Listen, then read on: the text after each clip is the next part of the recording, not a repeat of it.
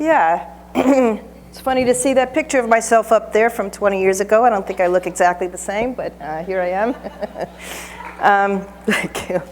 Also, I think you won't see me above the podium, so I'm going to just move right over here. And thank you. It's really great to be here in Pennsylvania with all of you fine folks, and it's wonderful to see such a turnout interested in transition of youth with disabilities. So here I am, and I am supported by the National Institute on Disability and Independent Living and Rehabilitation Research, also known as NIDLR, as well as the Substance Abuse and Mental Health Services Administration. We've been throwing a lot of names and a lot of acronyms at you, and I appreciate your patience with all of that. But NIDLR and SAMHSA has been funding us here at the University of Massachusetts Medical School. And that's us up there. I am in the Department of Psychiatry and at iSpark. I'm not going to repeat all these names to you. And at the Transitions to Adulthood Center for Research. So we're in Worcester, Massachusetts, and you might be asking, where in the world is Worcester? And that's a little bit how I felt when I looked at a map of where State College, Pennsylvania was, kind of like in the middle of nowhere. But we are in Worcester, but unlike State College, which we all know how to pronounce, Worcester can be pronounced many different ways, and for the uninformed, you can also call it Worcester. Okay, our mission at the Transition to Adulthood Center for Research, we are a national effort that aims to serve students ages 14 through 30, so we're going straight through to young adulthood, and move them into successful schooling and working. So we would like to say that our goals are the same as your goals. So we are interested in youth and young adults completing their working and schooling, living independently, obtaining and maintaining rewarding work, becoming financially self-sufficient, and ultimately live independently. So we're all rowing in the same direction. So the Learning and Working RRTC that Hillary mentioned, I want to point out that we are federally funded and we're one of two centers. The other one is Pathways, which is the University of Oregon in Portland. Please do visit our website and their website. We each have distinct arms in research, knowledge translation, and technical assistance. I'm going to give you more of a commercial about us later on, and I'll inundate you with opportunities to get to know us. So both research and training centers have a focus on transition-age youth. And you might ask, okay, where are you going with this? I'm going to tell you a little bit about transition-age youth. I think you all know, but it's helpful to know more about what that is, that unique stage of life for the whole population. And then we'll talk about transition-age youth with emotional and behavioral disturbance, EBD, which I will use interchangeably with serious mental health conditions, which is the term that we use, mandated by our federal partners. And we'll talk about that, and then we'll talk about career outcomes for youth with EBD, and some policy and practices that have been shown to be effective for these young people. So, transition-age youth, I think there's a lot of parents like myself who are recognizing that this is a very turbulent period. There is a friggin' lot of going on with young people. What is going on? So there is development that is happening across all domains, and I'm going to talk about each one of these next. So in psychology, we understand that there is development. It doesn't all happen at once. It doesn't happen at age 18. You don't go from age 18 to being a teenager and then you become an adult. It doesn't happen at 21 that you are a young adult and now you are an adult. It is a developmental process. It goes over time. There's ups and downs and backs and forwards, and it goes through, in fact, it goes through all the way through age 30 before we are confident that people have fully matured emotionally, physically, and psychologically. So one thing that happens is moral development. So here we have the little devil is taking a look at the conscience that's forming on the other shoulder and saying, hey, you're going to be around here for a while. Yes, having a conscience and being able to develop a set of right and wrongs is emerging more strongly during this period. Young people are beginning to define for themselves, what is my own sense of right and wrong? Is that different from my parents? There's also more gray areas, like, well, maybe things are not so black and white. It's not like Star Wars, where you have good guys and bad guys, and good and evil is not so clearly defined. Also, you have, and part of understanding that there are gray areas is the capacity to have empathy and to put oneself in someone else's shoes, take the perspective of other people, is also something that is growing during this stage of life. Another area, typical social and social sexual development. So while the psychological aspects and other aspects are maturing, so is the body. And so people will be experimenting with new forms of intimacy. Their own sexual orientation will be explored. Gender identity is maybe resolved during this period of life. And of course, this is no surprise to any of you, peer relationships are of paramount importance. So if I tell my young daughter what's a good idea, she has absolutely nothing to do with it, but if her best friend says it's a good idea, then it becomes a good idea. So if you want to work with young people, work with their peers and their peer network.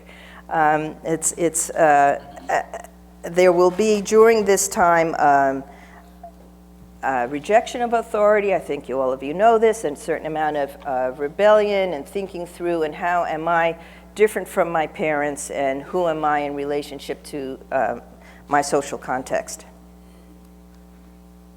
Typical identity development. Early psychological thinkers saw adolescence as a critical time to identify who am I, and this boundary pushing and rejection of authority that you know. And I have often said that when I was raising my teenage son, he went, one week he was a skater, and then he was a gangster, and then he might have been a rapper, and then he might have been a scholar, and then he was a jock, and then he was a gamer, and he went through all of these various identities, sort of putting them on, trying them out, putting them on, trying them out, until he figured out who he was. Still figuring that out, but that's okay, he's not 30 yet. Typical human capital development. So this is the critical area that we are all very interested in. This is what is called by Jeffrey Arnett, a theorist in emerging adulthood, that we are developing our social networks, our first jobs, we're discovering our skills and talents, and hopefully finishing high school. So this is a really very critical time to get all of these experiences in place, and it sets the stage for launching into further development. He describes 3 stages of transition and young adulthood. So there's launching, and then there's exploring, and there's hopefully landing. And so maybe by age 30, you might have figured out who is your partner, what kind of career would you like, where do you want to settle down. I have to say that I moved around a lot at post 30, so I don't know that this works for everybody, but at least that's what he said. Okay, as I said, it's not just the emotional and human capital development that is evolving during this stage of life. It is also the brain. So what? So what does that mean? So I'll be a little bit more concrete here. So this is a picture of maturation of the brain. So you could see here 5-year-olds, preteens, teens, and 20-year-olds. As you go from red to purple, you see maturation. So a 5-year-old, there's not a lot of maturation going on. It moves on up through 20. You're seeing more and more maturation of the brain, except for one little critical area, and that's the one in the little box up there, which is called the prefrontal cortex. So what the heck is prefrontal cortex? So prefrontal cortex is that little area of the brain which is very critical to executive functioning, meaning how do I plan something? How do I think ahead? How do I organize something? How do I organize my life? How do I take care of a calendar, appointments? How do I think through a complex problem? So if you're wondering why your 20-year-old can't keep straight what their schedule is for the next week, or they, if you tell them to go to the bank and make a deposit and they have a totally blank look, that has something to do with the prefrontal cortex. It actually is not them. It is something to do with the brain. So we all have to take a deep breath and have a lot of patience and know that this is developing and really requires some instruction, experience, and skill development to get all of those executive functioning skills in place. We see that the prefrontal cortex, we think that often it is fully developed by 25, but for some people it really goes straight up through age 30. So have patience with your young adults as they skip appointments, forget what they're supposed to do, need to be reminded constantly about everything in life. Okay.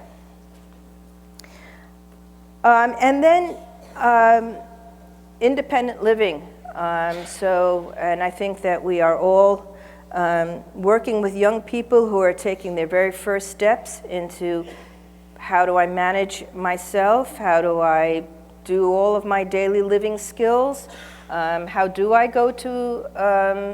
make a deposit? Even if you're doing it on your phone, you still have to know how to make a deposit.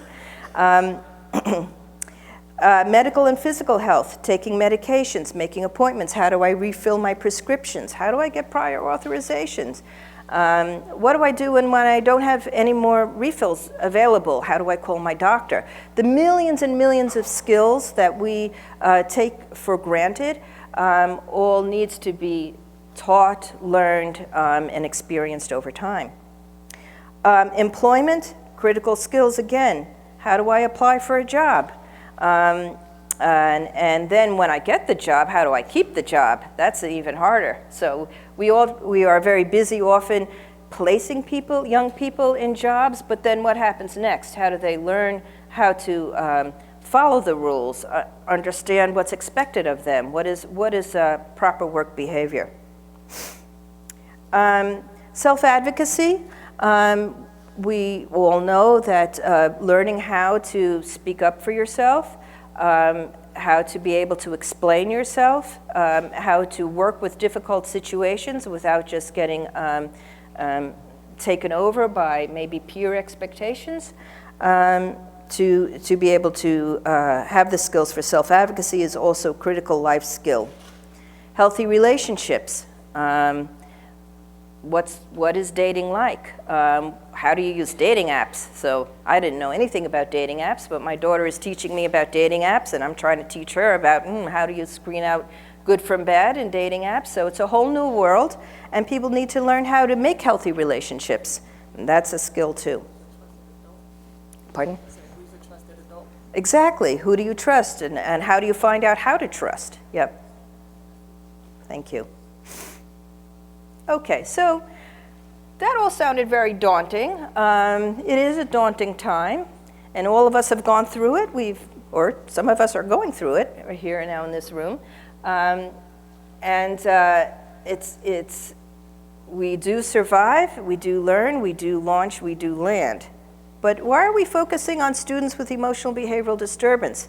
Is this somehow different a different trajectory than the one that I just described. So,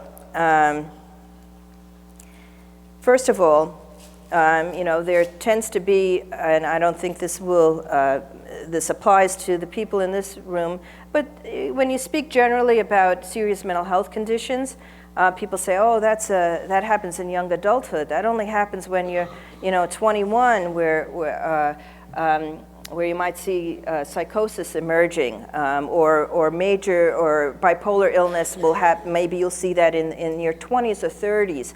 But people don't talk about teenagers with mental health problems or children with mental health problems. But in fact, there is a prevalence mean of 12.7% across all children and adolescents of having a significant mental health condition. And this is a mean that's across many studies and trying to pull them together. So 12.7% of children and adolescents having serious mental health conditions. So this is not a problem for adults only, and moreover, 50% of them happen before age 14, and 75% before age 25. So this is not a young adult condition. This is a condition that we are all encountering. How bad is it? Well, actually, it's really rather bad. So in a different analysis of major causes of disability burden, so there is, some of you may be familiar through the World Health Organization, they try to quantify how much is the burden of disability, different kinds of disability. So in this chart, it's split up on the first two columns have to do with mental health, the second two with substance abuse. So you can see here that the purple has to do with mental health conditions. And so if we're looking at females between age 15 and 19, there's a whopping 55% of all disability burden is because of mental health. So if you're wondering about how bad is it, yes, if you're talking about how much impact it has on the life of a person, what is the burden of a person, it's mental health that is being the whopping difficulty that young people are facing. As women get older, it's slightly less. The second most common difficulty is substance abuse. So it's a little different for females and males. So males also have a very large percentage of mental health condition burden at 35%, and then it drops a little bit as they get older. But conversely, substance abuse takes a larger portion of the pie. So young men do drink more than young women, but both are using alcohol and other substances a good bit. Other kinds of difficulties, such as other neuropsychiatric difficulties, physical disabilities, sensory disabilities, in terms of the burden on the life, is much smaller than it is mental health. So, I mean, I have to say that mental health has had a very curious and different history than other disabling conditions, and I am partly a sociologist, so I think about these things. It's sat with hospitals and psychiatrists and institutionalization, and really a large amount of stigma that it was very different from other kinds of disabling conditions. And oftentimes mental health was thought of as just sit up straight and fly right. Just pull up your bootstraps. This is a problem of will, or it's a problem of moral failing, and so mental health had a different history from other disabilities, But I am one of these people who believe in, being united and trying to do cross-disability work and understanding that mental health conditions is a disabling condition, just like other disabling conditions, and If we fight together, we will be stronger. Okay, more bad news about mental health conditions. So role functioning is compromised.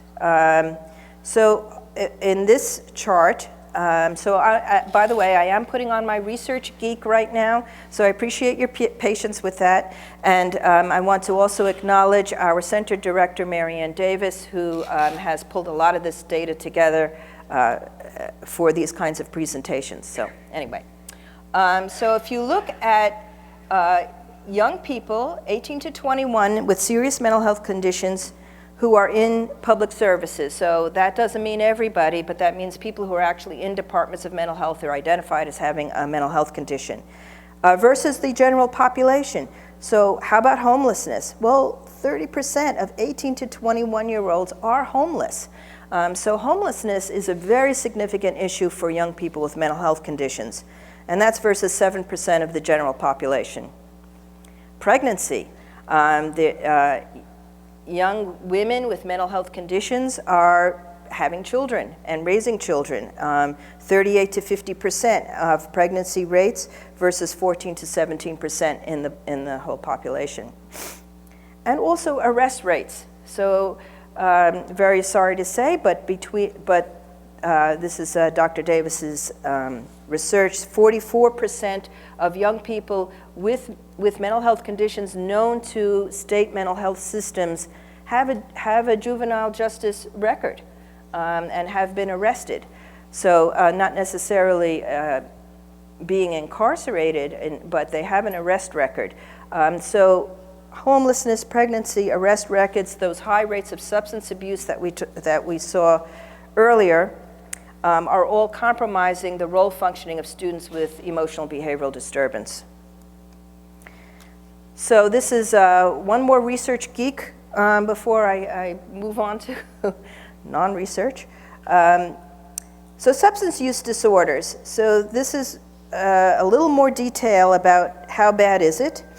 So on the top line are 18 to 21 are ages 18 or older, and then we have 18 to 25, and in the squares is 26 to 49, and then in the circles is 50 or older.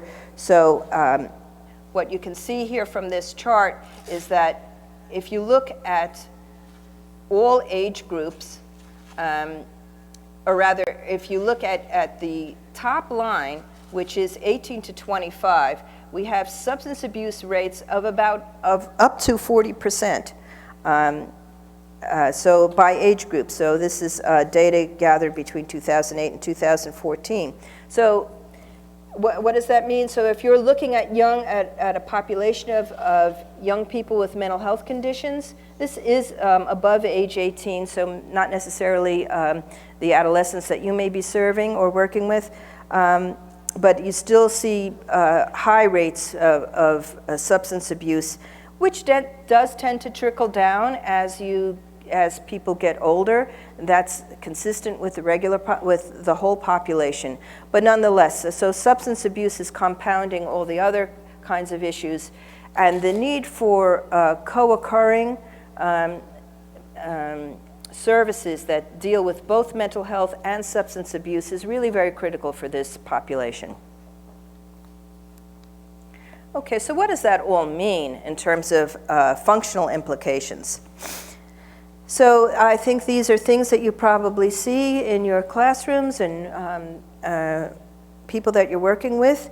In terms of educational outcomes, there is difficulty with sustaining concentration and stamina, screening out stimuli, time management, that's that prefrontal cortex again, handling pressure, memory and retention of information. So I haven't mentioned the compounding effect of medications that young people are taking. And there are many medications that young people will be asked to take. I won't go into a rant about psychopharmacology, but nonetheless there are Polypharmacy, one med is on top of the other, and sometimes people really don't know what's doing what, but you do see difficulties with memory, interpersonal skills and social interaction. How does someone who is under the labor of anxiety and trauma, depression, how are they working with their peers? So there's a fair amount of social isolation that goes on for young people with mental health conditions, as well as adults. Test anxiety. Why did they not show up for the test? Maybe it wasn't because they just blew it off and didn't care. Maybe it was because they were really seriously anxious and need supports to be able to, and accommodations to be able to take tests and succeed. Impulse and behavioral control, those are the folks that you're seeing in your special education classrooms. I'll talk about that a little more.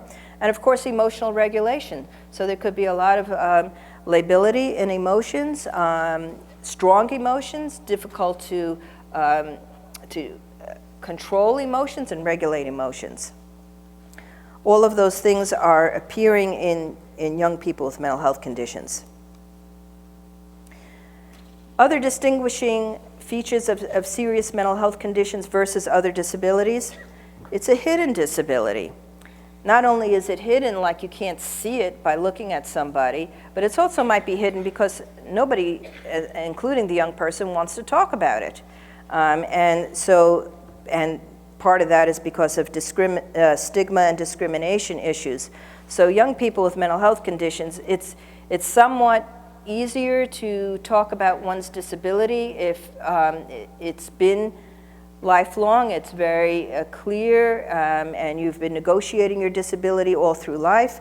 But for young people with mental health conditions, this might be something that they really don't want to talk about and really would rather not disclose to their peers, who are the primary people they care about, or other authority figures, school, employers, etc. Given all of the compounding factors that I mentioned, young people with mental health conditions, as they get older, unfortunately, wind up living in poverty. So I will not talk about the impact of Social Security benefits, except to say that if you are living on Social Security benefits only and are not forging a career that leads to self-sufficiency, you are unfortunately on a trajectory of poverty. So that is part of why we as a center are devoted and committed to developing career pathways, as all of you are. They tend to be also living in homes that are, have a single head of household or an unemployed head of household. These are all data from, a large part of this data is from the National Longitudinal Transition Study, NLTS2, and 1, if you have ever heard of it. By the way, I don't have all the references on these slides at the end. If you want to know where does this data come from, please do contact me and I'll be happy to supply the references. But these young people are living in homes. A lot of them are in foster homes. A lot of them are in residential treatment. A lot of them are in families where there is, as I said, a single head of household or an unemployed head of a household, and oftentimes in families where there are generational poverty. And so young people, often with mental health conditions, don't have a role model for, I go to work every day, and this is what you do, you work. So we hear that across states with large rural areas of, with people with poverty and limited, really challenging employment opportunities. And then last, but as I mentioned, foster care. So up to 80% of children enter the foster care with a significant mental health need. The outcomes for young people in foster care generally are not so good. And if you add a serious mental health condition to the mix, it tends to be worse. So I'm giving you a lot of bad news. I want to say something about good news. And I don't have a slide that says good news, but there is good news. The good news is that recovery is real. So serious mental health conditions can get better. And people and adults with serious mental health conditions do live purposeful, meaningful lives and have the opportunity to do so. So this is not a doomsday scenario. Young people, all young people go through really challenging times and do reach age 30, and some of these things go away. And that is also true for young people with mental health conditions. But back to the bad news, service system barriers. So, yes, short-lived, thank you, that's quite right. So one thing that happens with mental health conditions, and I think to other disabilities as well, but it's worth reflecting that there's a whole system available for children with mental health conditions in education, as all of you are involved in, child welfare, juvenile justice, child mental health, and of course Medicaid and disability benefits. But the transition, so to speak, over to the adult system is not seamless. In fact, there's a huge gap between adult services and child and adolescent services. And somewhere between 18 to 21, a lot of these systems say, you're no longer a child, you have to become an adult, so you have to, for Social Security, you have to reapply as an adult. If you're in child welfare, you age out. So long. If you're in foster care, we do the best for preparing young people, and off they go. There is no adult foster care for young people with mental health conditions. And then what starts to pop in are the other kinds of adult system services, like VR and substance abuse and Department of Labor. Now, as you all know, that is changing, and we'll talk about WIOA in a little bit. But traditionally, there is this bifurcation of child and adult systems, and I hear horror stories of young people at age 18, residential treatment is over. You are 18, we can't get reimbursed by Medicaid anymore, so, and here's your bags, and so long, farewell. So that is really a challenge that we're trying to fix. Part of the difficulty in mental health, so if you're thinking about trying to access mental health services for the young people that you're serving, there's really very different eligibility criteria. So child mental health tends to have, a fairly liberal set of eligibility criteria. You can come in with just general anxiety. You can come in with impulse control. You can be eligible on the basis of trauma. Maybe just simply, poor adjustment, and child mental health will pick you up. Adult mental health services are typically not so generous. They are really trying to constrict who they serve because they have limited funds. And so a lot of young people who may have been eligible as a child do not qualify on the basis of their diagnosis as adults, because adults will typically have the major mental illnesses, psychosis, bipolar disorder, major depression. And if you can't get a psychiatrist to say that you have one of those, then you're out of the system. Okay. So, what about careers for these young people? Well, here's a spoiler. There's a new term, NEET, not in employment, education, or training. So really, the truth is that a lot of young people will come out of foster care, will drop out of high school, we'll talk about that, and will wind up without any of these kinds of life-fulfilling social roles, and may well be on couches or on streets, couch surfing, etc. So I'm still banging the drum about why focus on students with EBD. Well, compromised secondary education.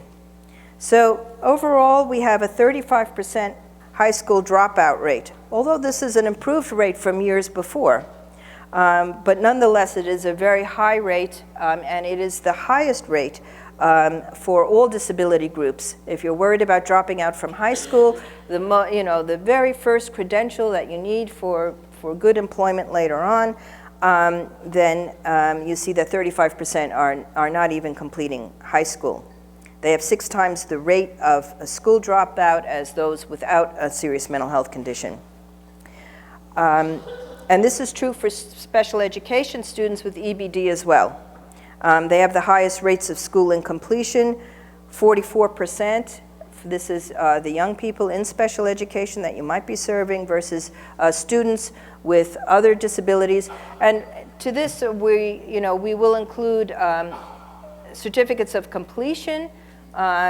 We will consider that high school graduation. So these are students who are literally dumping their backpack into the trash can and exiting high school. So I've talked to some young people that work in our center about high school. High school was really considered a traumatic event. High school is really, really challenging for young people with serious mental health conditions. They would just rather not be there. And it's no surprise that they have the lowest school performance, lowest attendance rates, low grades, low grade retention until they leave. All right, well, this is a survey of high school experiences of students with emotional disturbance in special education. And it's comparing that to students with other disability groups. So relative to students with other disabilities, how well do they get along with students and teachers? So not as well. Other disability groups will say that they get along pretty well, 85% will say that, but for students with mental health conditions, it's less. And it's kind of less all the way down. Do they partake in extracurricular groups? Not as much. Do they take all their courses in special education? In this case, it's going up. So yes, so students with mental health conditions do tend to be in segregated settings, even more so than students with other disabilities. Do they have a school-sponsored work experience? Again, not so much. And are they present but not participating in transition planning? Yes, students with mental health conditions will sit at their IEPs, and we'll talk about that as well later in this keynote. But they are sitting there and they're not doing much. All right, what about college? So only 11% of special education students with EBD attempt a 4-year college versus 40% of all youth and versus all youth. So again, about students with mental health conditions, unlike other disabilities, they do have the capacity to learn. There's typically not an intellectual disability per se, but all these other challenges result in these young people not attempting college, even though they have the capability to pursue college concomitant with their peers without mental health conditions. Young people with mental health conditions are attempting to go to college, but when they do, we find that there are very high dropout rates, 86%, higher rates of part-time student status, and all the rest, lower graduation rates, multiple college attempts. So I am involved in a study of college students with mental health conditions who are trying to go back to college, and we asked them, have you been to college before? And it was not just 1, not just 2, but as many as 3 prior attempts at college and failing out of college. And as a result of that, a lot of the young people with mental health conditions who want to go to college have defaulted on their student loans, have acquired a fair amount of student debt, and are even more compromised in their hopes and dreams of going to college. Okay. Okay. So that's the really bad picture. That is why we focus on students with emotional behavioral disturbance. And it's not just us who are interested in that. Policymakers and the federal government is also aware of this very bad picture and are trying to do policy approaches. So IDEA is familiar to all of you, I'm sure. What's important about IDEA and special education services for this particular group is the child find mandate. So why is that important? Only a small fraction, roughly 8% of students with the most serious EBD receive special education services. What does that mean? So in the classrooms in high school, there are lots of students with challenging behaviors, and those are the ones who tend to be identified for special education services and are evaluated and sent and are offered special education services. But there's a lot of other students who are not behavior problems and who are not identified that way, but they are also suffering with mental health conditions. And these might be the girls in the back who are not saying anything and who may seem very quiet and distracted, don't get teachers' attention, but wind up pregnant and dropping out of school. Or it may be young men who simply disappear from school. Maybe they have substance abuse challenges, or they wind up in residential treatment because of mental health conditions, or maybe the arrest rates have pulled them out of school. But they're not being found by special education. And we are all proponents of the wonderful work that special education provides, but the child find mandate needs to be better accessed to find these young people who could benefit from special education services and who are willing to talk about and acknowledge their mental health struggles, as opposed to sort of fading out of high school and disappearing. And of course, IDEA expands the requirements for transition planning and the development of measurable post-secondary goals, and a statement of those transition services that are needed to meet those goals. So the development of post-secondary goals is something that we are all charged with. And for students with emotional behavioral disturbance, again, there is a possibility of college. There is a possibility of really developing a career that leads to self-sufficiency. We would like to use this transition planning process to make some of those opportunities real. So this is my first commercial. I'm going to have a very long commercial break in a little while. But our center creates tip sheets to help young people and their families use the opportunities that are available to them. And this is one, Teens on IEPs, Making My Transition Services Work for Me. So the point about this is that I think for many young people with serious mental health conditions who don't really understand what's an IEP and how it can be used and what's available to them, that's the purpose of this tip sheet, for them to be better understanding of what's available to them and so that they can better access these opportunities. Okay, I'm going to talk a little bit about WIOA. I call it WIOA. I understand that that's actually not a polite term, but it's nonetheless the term that I use, so I'm going to stick with it. So WIOA is very important legislation, and you all are all familiar with it. It came on the books by 2014.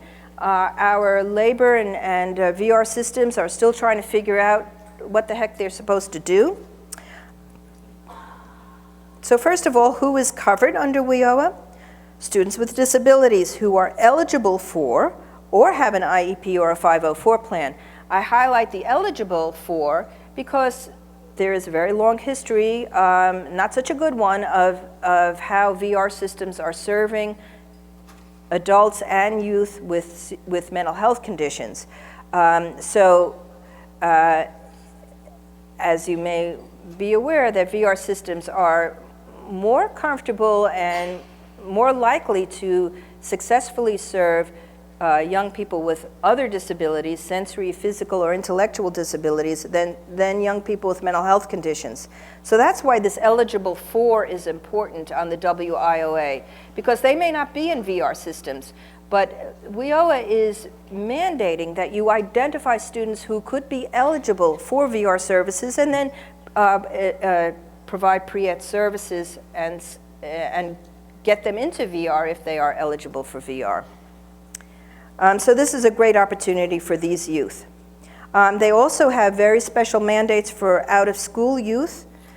All those dropouts that we talked about who are leaving high school for all those reasons, those are the out-of-school youth with disabilities that departments of labor and one-stop career centers are required to serve. So again, a very critical legislative opportunity for our young people. So this is some of the one-stop career center services that they are required. If you are working with a young person who is out of school, dropped out of school, this is where you go, the American Career Centers. And they are required to spend up to 75% of their youth funding for services for out-of-school youth. That's actually really a lot of money. I myself am very interested to see what are the American Job Centers doing. I think that they're not doing very much, but this is an opportunity for all of us to do some advocacy with the American Job Centers, locally and nationally, to try to better serve these youth. And they're supposed to make their services accessible for youth with serious mental health conditions. These are some of the high-risk groups that even if you have sufficient money, you don't meet the income requirements, but you have one of these other conditions like school dropout or you're homeless, you're eligible for these services at American Job Centers. What are the VR requirements? So again, serving VR eligible or potentially eligible services with pre-eds. I'll describe that in a second. And they have to commit 15% of their federal funds to pre-eds. And I gather that the Pennsylvania OVR is really working in wonderful ways to use this funding. And we heard about these grants that Hillary mentioned this morning, and fantastic. And Pennsylvania is doing that. I can't say the same for all the other states in the nation. You're lucky to be here, and please do lean on your OVR and say, make this real for our people. So what are pre-eds? Job exploration, work-based learning experiences, career counseling, workplace readiness training, and instruction in self-advocacy. So VR and your high schools, and especially your special education departments, are supposed to be delivering these pre-ed services, and they're supposed to be delivering them to students with mental health conditions, including those that are not yet eligible for VR but could be. We want to see all of these things come into play. By the way, there is a fair amount of evidence for why these particular services lead to good careers, and in particular, work-based learning experiences. So that's the one that comes out on top as being the most effective for future employment post-high school. We have tip sheets, and we have we have actually two on WIOA. So one is geared towards youth and families, and the other one is really sort of a policy description by Joe Maroney. That's our website. You get the handouts, go on the QR code, find these things, and take a look at our website. Okay. All right, I painted the bad picture. So what else are we doing for youth with mental health conditions? what are some of the models and strategies for education and employment, aside from the policy approaches that I just described. So there's a variety of things, and what do they have in common? Well, there's an emphasis on career exploration. So again, I want to underline that careers are possible. It's worth thinking about what kind of a career would you like, a long-term goal for where would you like to be in employment that actually would give you enough income so that you can be what we call in the primary labor market. And that means that you have benefits. You get all of those formal and informal accommodations that go with the job. So you get into professional type jobs, it's not so hard to take a day off. It's not so hard to take a break. If you are an entry-level, dead-ended job, if you're working in fast food, you can't just take a break whenever the heck you feel like it. You can't say, hey, I gotta get to my child, I gotta leave at 4 p.m., we have a doctor's appointment. Those kinds of jobs don't tolerate those kinds of things, typically. But as you get into what is called the primary labor market, you can begin to negotiate those things that make successful work possible. Also in these models, we see support of concurrent employment and education or training. So it's not just about job placement. It is also about how to further your education. So high school diplomas, they're great and necessary, but they are just one step. Really, in order for people to get into the median income range in the United States, you have to get up to 2 years of post-secondary education. That means an associate's degree or a certificate. And that's what the data shows us, is that we have to get young people up to that 2-year mark in order to have the median income for the United States. Also, we see support of young adults leading and improving their capacities for career planning, and also the use of families. So we use, including family members is something you all do naturally. We say that because of the adult mental health employment services that are more and more beginning to serve transition age youth and are not accustomed to actually working with families. It's like, yeah, why work with families? It's very different for them. So that's an education for adult mental health service providers. All right, so I'm going to go through a couple of models. I'll do my best to make this interesting, but please do go to the handouts and you could read about these things. Guideposts to Success. This is a very dominant model for career exploration for all youth, including youth with all disabilities. And they stress school-based preparatory experiences. You got to get that, you got to get some work-based learning happening in high school. Again, the best predictor for post-secondary employment is work-based experiences in high school. Youth development and leadership, connecting activities. You're going to start hearing these themes coming up over and over again in the next half hour, and family involvement. Check and Connect, if you haven't heard about Check and Connect, it's a program that was designed to prevent dropout for students with mental health conditions. It pairs students with mentors. The mentor works with the families and students for up to 2 years, and the mentor checks on how they're doing in school, and close communication with families. An evidence-based practice, by the way, not everywhere, but it is an evidence-based practice, meaning that with rigorous clinical trials, Check and Connect works. It will prevent dropout. Another one, Better Futures, by our so-called sister RRTC at Pathways, was working with foster care youth with mental health conditions, also encouraging results in clinical trials. They have a high school summer institute where they take foster care youth before they age out of foster care, give them peer coaching and other kinds of instruction during the summer, And we see that the attempts at post-secondary education are better for those youth who went to the Better Futures efforts. This is a result of my research on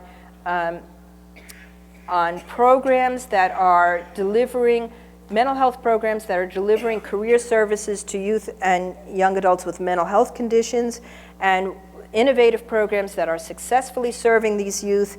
And we asked 31 programs across the country to describe their services, and this is what they do. One is family involvement. Okay, no surprise. Young adult focused planning. You have to do planning with young people, and think about goals, and think about steps, and think about objectives to get there. In terms of, I have a notion here, a comment here about communication. So you want to communicate with your youth with mental health conditions. Sending them a letter does not work. Sending them an email does not work. If you want to communicate with a young person, you have to text them. Don't even bother making a phone call. I had a slide in a different place where it's like you call and you get the answering message, and the answering says, "Please text me."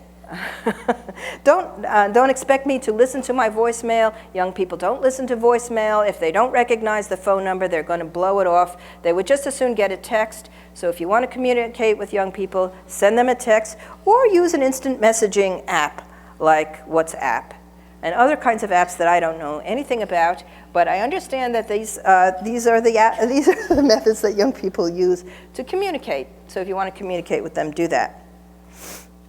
Young adult skill development. Young people need to learn all of those things that I talked about for executive functioning. And interagency collaboration, we'll talk about that some more. So yes, for young people with mental health conditions who have substance abuse, who are homeless, who have dropped out of high school, who have significant medication issues and need treatment in different ways, it takes a village. It takes a village for them as well. Okay, that was that. And then there has been really quite a bit of work on post-secondary education supports, also known as supported education. There's a lot of experimentation going on, but as of yet there is not a single model that has proven effectiveness for getting young people with mental health conditions through college. One that is in testing at our center is helping youth on the path to employment. We are very hopeful about this particular model, and I'd be happy to tell you more about it if you contact us, the HYPE program. Okay, moving away from education, what about employment? So the evidence-based model for employment services for adults with mental health conditions is IPS, Individual Placement and Support, also known as supported employment. And you may have heard about it. I have the website for the IPS Employment Center here. They have features that were different and unique at the time. Any person who wants to work gets a service. There's zero exclusion policy.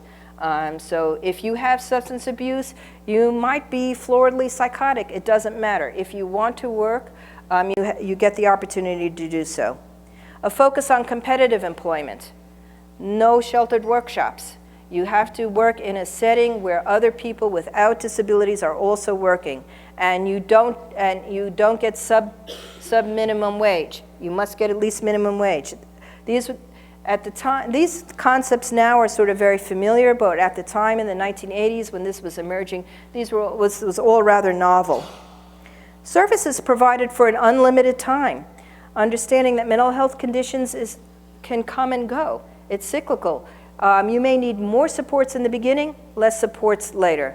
And then maybe something happens and you're going back into the workplace, you need more supports again.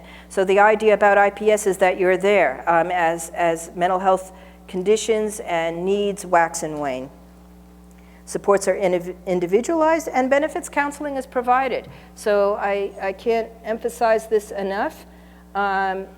Young people and their families may be dependent on Social Security disability benefits and need to be educated about what are the incentives to work, how far can you go, how much money can you make before it starts affecting your disability benefits, and what about getting off of disability benefits? Is that a possibility for you, and how do you get there?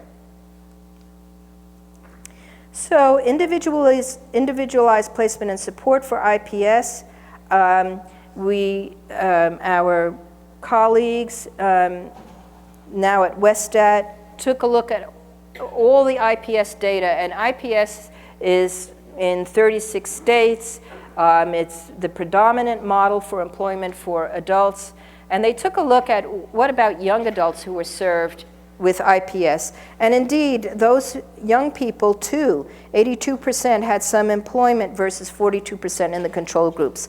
So in other words, IPS works for young people as well. So I've been involved in some studies at our center about adapting IPS for youth and for high school age youth. So in the study described on top, we went to the Thresholds Center in Chicago, if you're familiar with it, working with very disadvantaged youth, foster care youth, significant child trauma histories, very poor educational outcomes, third grade reading levels, and a lot of cognitive challenges. We delivered IPS, and with that we delivered an education program, a supported education program. So that's one of the ways that we adapted IPS. It's not just about jobs, it's not just about getting a job, it's also about succeeding in school, getting that to that 2-year mark that I talked about for an associate's degree. And we added peer mentors. So in an open trial, this was not randomized, 42% of the young people who were in this study had some college training or employment starts. So that looks terrible, but actually is not bad relative to other IPS statistics. So just to say something about IPS, some people, people complain a bit about IPS for a couple of reasons. One is that even their best rates, which can get up to 60% of employment, 60%, that's not 100%, that's not even close to 100%, it's 60%. It's still way better than any other approach, but it's not great. Also, the job tenure tends to be not as good as we would hope. And the jobs themselves are not in what I've been describing as the primary labor market. So there is a push against IPS in the community of people who are interested in employment for young people with mental health conditions to start thinking about careers and building career pathways. Okay, yeah, now for a commercial break. Transitions to Adulthood Center for Research. That's our website. Come visit our website. We got tons of stuff. What have we got? We've got webinars and multimedia. We got lots of them. If you want to learn, please come to our website, take a look at some of these things. If you want a quick hand, take a look at our tip sheets that I mentioned. This is one, what happens to my SSI when I turn 18? Letting parents, family members know that you do have to reapply. What are the conditions for getting SSI as an adult compared to a child? We put out a tip sheet on 504 plans. We have a family advisory board. We asked them, what do you need to know about? They said, what are 504 plans? Can I get one for my young person in high school? And how is that different from getting accommodations in college? Actually, it's really very different. And if you have a 504 plan that doesn't translate to accommodations in college, you gotta take the steps to get from one to the other. So we have a tip sheet on 504 plan. Webinars I mentioned. And then if you want to have some fun and learn about some of our resources and things that we know, please check out our Comeback TV. These are short videos on YouTube. These are made by young adults, for young adults, on a variety of topics like accommodations, how to pick a college, employment topics, and other kinds of self-care topics. And I love this guy. I have to tell you that I'm a true fan of this young man, and it's really fun. So I didn't put in a link, but I encourage you to take a look. We are on social media, Facebook, Twitter, YouTube, and here, text transitions ACR to 22828, and we will put you on our email list, and you can get from us notifications of other things that we're doing. We don't bombard your inbox. It's typically once a week. It's cool things. I told you it was a commercial break. Also, I want to say that some flyers and material about our center is available at the patent desk in the resource room, and I have sign-up sheets there. So if you don't want to text, you don't like texting, that's okay. Go over there and sign up by old school methods, and we will get you on our email distribution list and share our resources with you. So I really want to encourage you to do that. Okay, end of commercial break. I think that was 30 seconds. So I'm going to move on to the final piece for today, the test project, translating evidence to support transitions. So I am the principal investigator of this one, and this is also funded by NIDLR, and we are working in close partnership with NTACT at UNC Charlotte. If you're not familiar with NTACT, get so. They are a fantastic group that are trying to get best practices for transition planning for all youth with disabilities.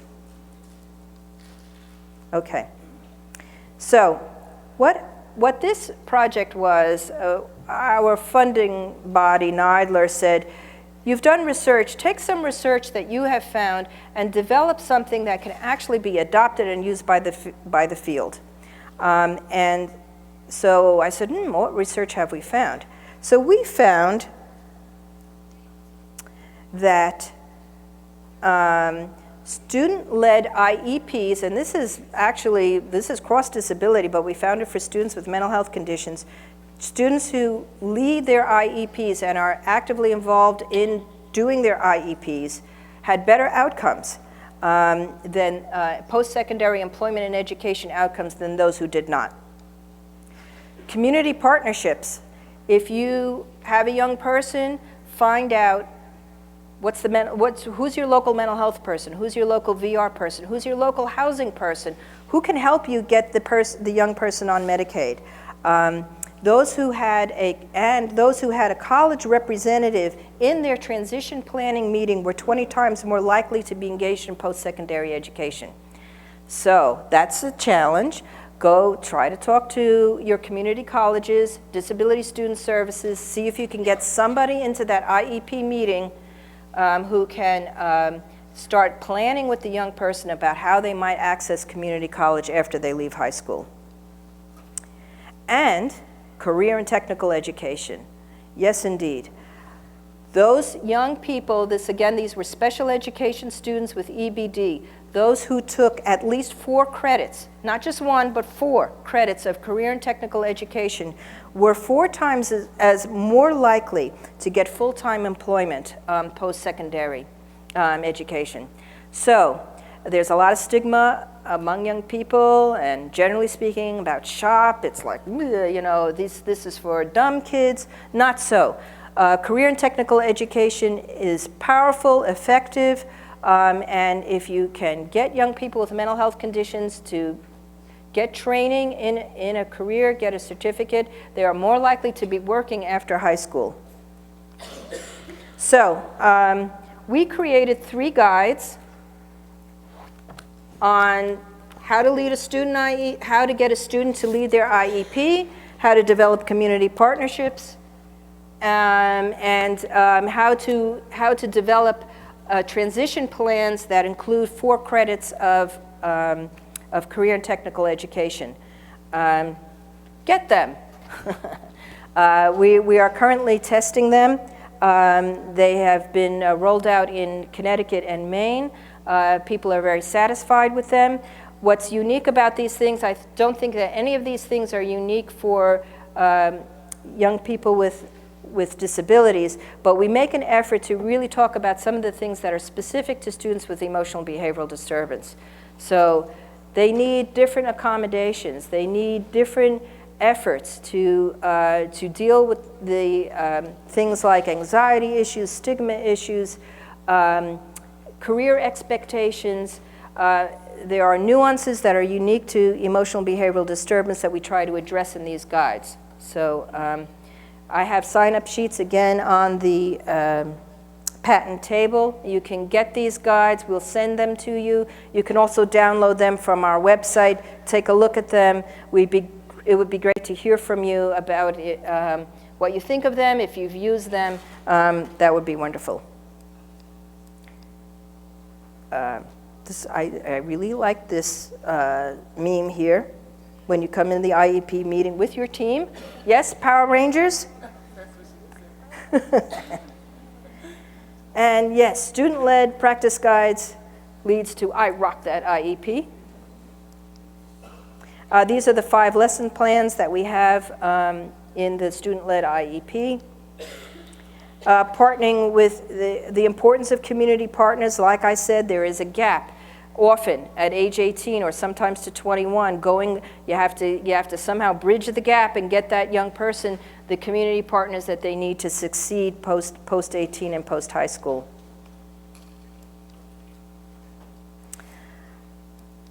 And last, CTE. Again, we want to think about a young person exploring their interests and aptitudes early. Even as early as middle school. I have to say that this goes against the grain for me because I didn't figure out what I was doing until I was like 33.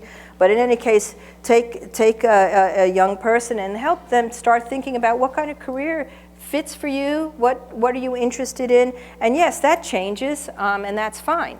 But still, to develop the identity and the notion of, yes, I can be a worker, I can have a successful career, and then figure out what's the path to get there.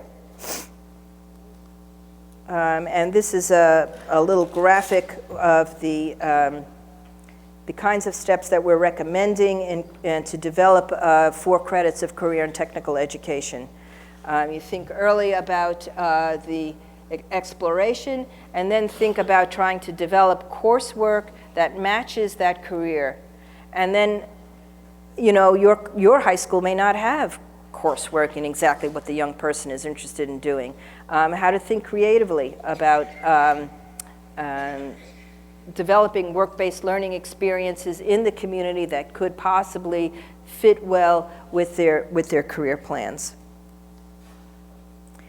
So in the IEP, you want to specify a progression of CTE courses. Yes, one does not simply get your first job without experience.